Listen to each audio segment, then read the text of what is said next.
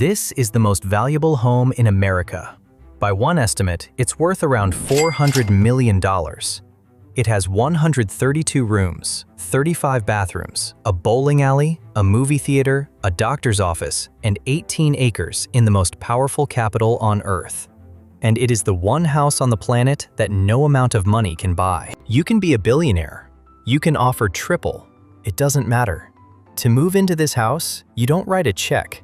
Over 100 million people have to vote for you. And the moment you get the keys, you start paying a rent that isn't measured in dollars at all. So today, what the White House is really worth, who actually pays to run it, and why the job inside it is one of the great money-losing trades in the world that somehow makes people rich anyway. 3 questions: what this house is worth, and why that number is, in a sense, completely fake. Who pays to keep it running? And the surprisingly ordinary things the most powerful family on Earth has to pay for themselves. And why moving in costs you a fortune, while the real payday only arrives after you move out. We're not running for office. We're reading the invoice. Let's start with that $400 million price tag, because it's one of the strangest numbers in real estate. The figure comes from Zillow, which in 2017 ran the White House through the same algorithm it uses for any ordinary home, and got just under $400 million, the most valuable residence in its entire database of over 100 million homes. Back in 2009, the same estimate was around $310 million. By 2012, it dipped to about $295 million. By 2017, it peaked near $400. If you could somehow take out a normal 30-year mortgage on it, you'd be paying roughly $1.6 million a month. Renting it would run you over $2 million a month. And here's the historical kicker. When it was first built and occupied around 1800, the entire presidential mansion cost the government about $232,000. But now we hit the paradox that makes this whole valuation a kind of fiction. A home is only worth what someone will pay for it. And this home can never be sold. It can't be bought, can't be mortgaged, can't be flipped, and it earns no rent. By the cold logic of real estate, an asset that can never be sold and produces no income is, on paper, worth nothing. So the White House is simultaneously the most valuable home in America and a building with no market value at all, priceless and worthless at the same time. Which tells you something important. Whatever this place is actually worth, it has nothing to do with the bricks. The reason the bricks don't matter is that the White House isn't really a house. It's at least 4 buildings pretending to be one. It's a residence where the family actually lives. It's an office, the West Wing, where the country is run. It's a fortress wrapped in one of the most intense security operations on Earth. And it's a stage, a museum, and a global symbol all at once. You're not maintaining a home, you're maintaining an institution. So who pays for all of it? For the building, the operations, the resident staff, the chefs, the butlers, the ushers, the florists, and the security and transport, the answer is the taxpayer. Running the place is a public expense, and a large one. But here's the beat almost nobody expects.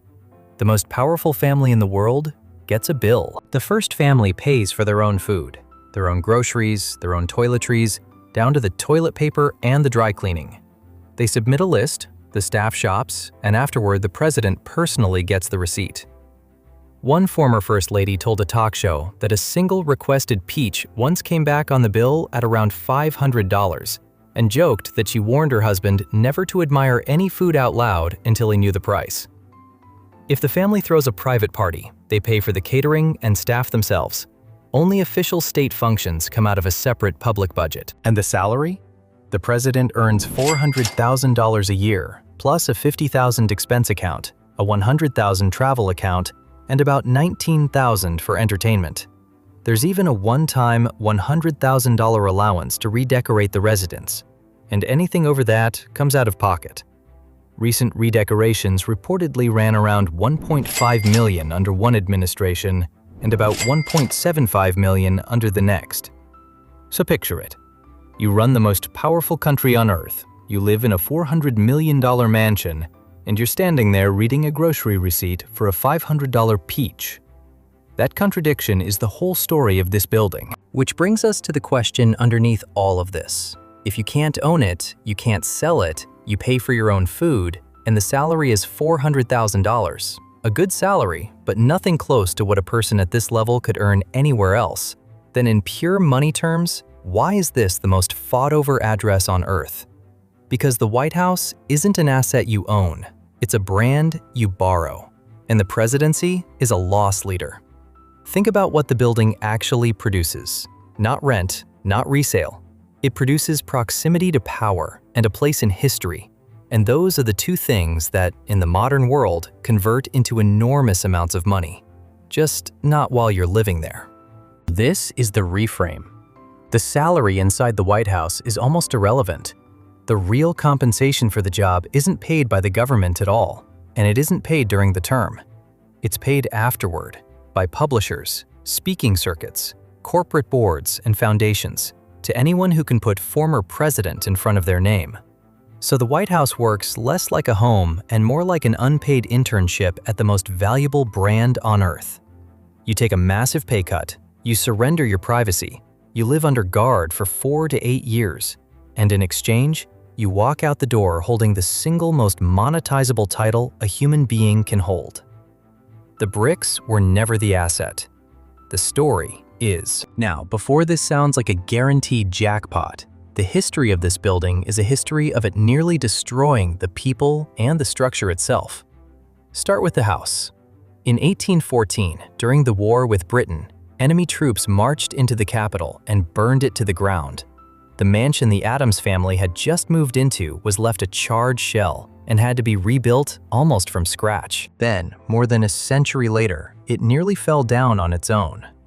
By 1948, the building was so structurally rotten that engineers warned of imminent collapse. The story goes that the president at the time nearly dropped through the floor while taking a bath. The entire family was evacuated across the street to Blair House, and for over 3 years, the White House was gutted right down to its outer stone walls. 150 tons of steel craned in to hold the shell up and rebuilt from the inside. Congress seriously debated just bulldozing the whole thing and starting over.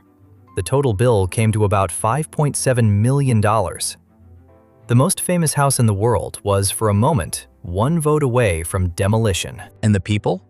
For most of American history, leaving this house meant leaving with nothing. When the president who oversaw that reconstruction left office in 1953, there was no presidential pension. None existed.